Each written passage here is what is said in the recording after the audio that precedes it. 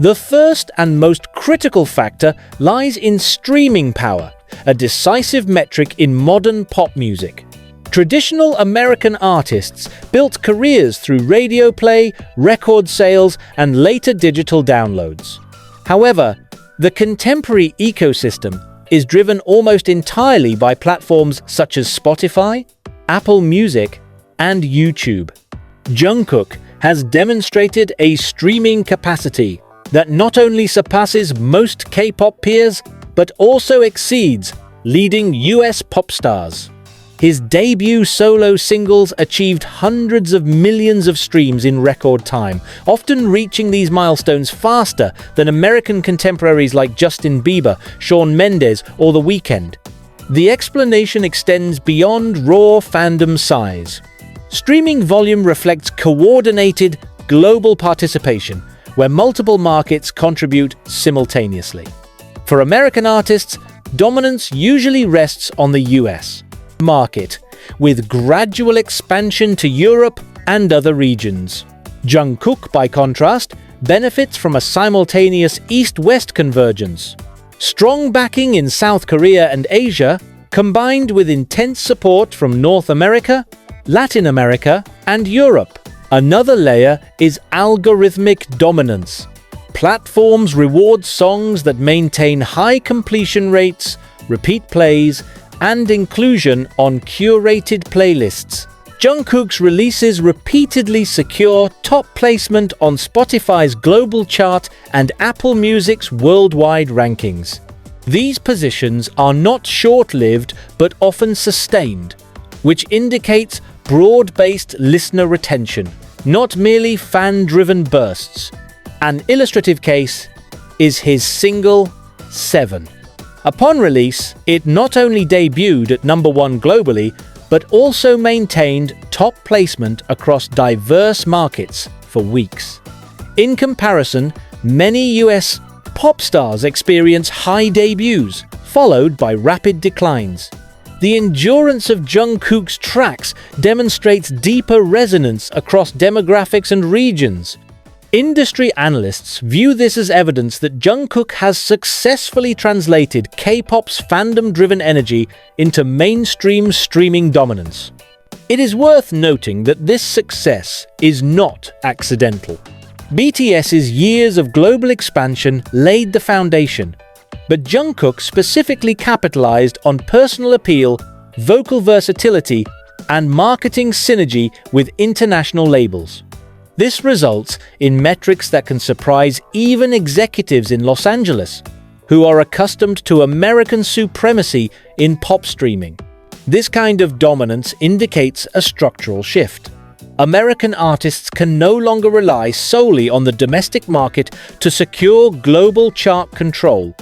Jungkook's performance demonstrates that an Asian artist can now capture the same, if not greater, global streaming share, effectively surpassing American pop icons in their own primary field of competition.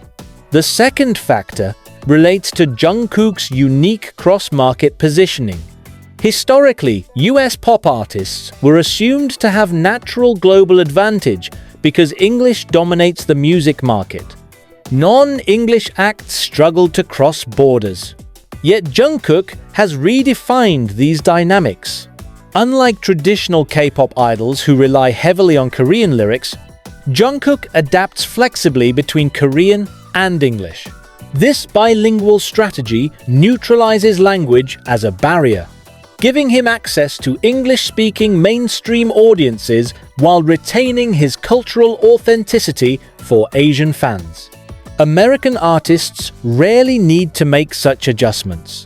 Yet paradoxically, their monolingual output can limit penetration in non-English markets where local listeners prefer hybrid identities. Jungkook also embodies what analysts call dual cultural fluency. He retains the discipline and aesthetics of K-pop production, meticulous choreography, stylized visuals, and polished stage presence, while also adopting US pop standards such as R&B vocal runs, Western songwriting structures, and collaborations with American producers. This allows him to operate in both spheres simultaneously, something most American artists do not attempt. A key example is his collaboration choices. Rather than being confined to Korean producers, Jungkook partners with global names including American rappers, songwriters, and producers. This bridges the gap between Seoul and Los Angeles, making his releases equally appealing to a teenager in Texas and a listener in Jakarta. The outcome is a blended cultural product that resonates across continents. American pop stars, in contrast, often fail to adapt to non-Western expectations. Their music remains heavily centered on US market tastes, limiting international traction. While stars like Taylor Swift or Drake achieve global streaming numbers, their success leans heavily on English-language familiarity and US-driven promotional machinery. Jungkook, however, represents a global-first model. His brand and artistry are designed from the ground up to function across multiple markets. This cross-market adaptability explains why Jungkook outperforms in regions traditionally outside American dominance. For example, in Latin America, where K-pop has already developed strong fan bases, Jungkook's bilingual and culturally hybrid releases cement his edge. In Europe, where audiences often embrace multilingual artists, his work finds acceptance beyond what American stars typically achieve. In Asia, of course, he commands unrivaled loyalty, adding to the cumulative advantage. Therefore, Jungkook's success is not simply about raw numbers, but about redefining how global pop works. His ability to eliminate the English monopoly in global music consumption shocks many who assumed American artists would always dominate because of language. Jungkook demonstrates that cultural adaptability, not linguistic dominance, is now the decisive factor in global pop. The third element is media visibility, particularly the combination of traditional coverage and digital virality. In the past, American artists had structural advantages because Hollywood-based media networks, award shows, and press outlets ensured constant coverage. Jungkook has proven that these structures are no longer gatekeepers. His dominance in online platforms effectively outweighs traditional barriers. Social media is central here. Jungkook consistently trends across Twitter, X, TikTok, Instagram, and YouTube Shorts whenever he releases music or makes public appearances. His fan-driven amplification often pushes him to the top of trending charts, surpassing major US stars who rely on conventional promotional campaigns. What surprises industry observers is the organic scale. Whereas American labels spend millions on marketing pushes, Jungkook's visibility often arises naturally from global fan mobilization.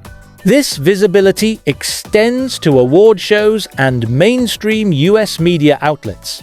His appearances at events such as the Billboard Music Awards or his recognition on American late-night television demonstrate a level of acceptance once unimaginable for Asian artists. Instead of being portrayed as a niche foreign act, Jungkook is now framed as a core figure of pop's global mainstream. The balance of power has shifted to the point where American outlets seek him for coverage, not the other way around. Another advantage is fashion and branding integration. Jungkook's partnership with Calvin Klein generated international headlines across American media, placing him directly within lifestyle and cultural reporting, not just music columns. American pop stars often dominate brand collaborations, but Jungkook's deals show equal or greater impact. Bridging entertainment and consumer culture, digital dominance is equally significant. On TikTok, snippets of Jungkook's songs often go viral, triggering global dance challenges and memes. These platforms disproportionately shape music consumption among younger audiences in the US and abroad. American pop stars participate in these trends, but Jungkook's fandom ensures faster spread, often resulting in higher engagement rates. This combination, organic online dominance, mainstream US media inclusion, and brand crossover, means Jungkook holds an unprecedented dual advantage. American stars still enjoy entrenched structures, but Jungkook demonstrates that digital ecosystems can bypass these entirely. His reach is not dependent on US radio spins or television spots. Instead, it emerges from decentralized global platforms where he consistently outperforms. The result is shock for industry insiders who long assumed American control over global visibility. Jungkook's example shows that an artist outside the US can now achieve greater daily relevance on global media cycles than long-established American icons. Jungkook's dominance over American pop stars cannot be dismissed as temporary or fan-driven alone. The three forces outlined: unmatched streaming power, cross-market adaptability, and overwhelming media visibility combine to form a structural advantage that American artists struggle to counter. His success signals the decline of automatic American supremacy in global music. For decades, the US industry operated on the assumption that cultural export flowed in one direction, from Los Angeles and New York outward. Jungkook represents a reversal. Seoul can now generate a global figure who competes on equal terms and in many respects surpasses US stars. What shocks industry observers is not merely that Jungkook matches American artists, but that he outperforms them on their own turf. Streaming charts, US. Award shows, TikTok virality, and brand deals are all areas traditionally monopolized by Americans. Yet Jungkook now occupies central positions within them. This is not only a testament to his personal skill and appeal, but also evidence of how the global music economy has evolved. The implications are profound. American artists can no longer assume unchallenged dominance, and global competition now includes Asian figures with equal or greater influence. Jungkook's example forces industry leaders to rethink marketing strategies, collaborations, and assumptions about what defines mainstream pop. Ultimately, Jungkook's rise is not just about one individual's success. It illustrates a turning point where global audiences dictate pop supremacy, not American industry machinery. That is why his victory over American pop stars is considered shocking.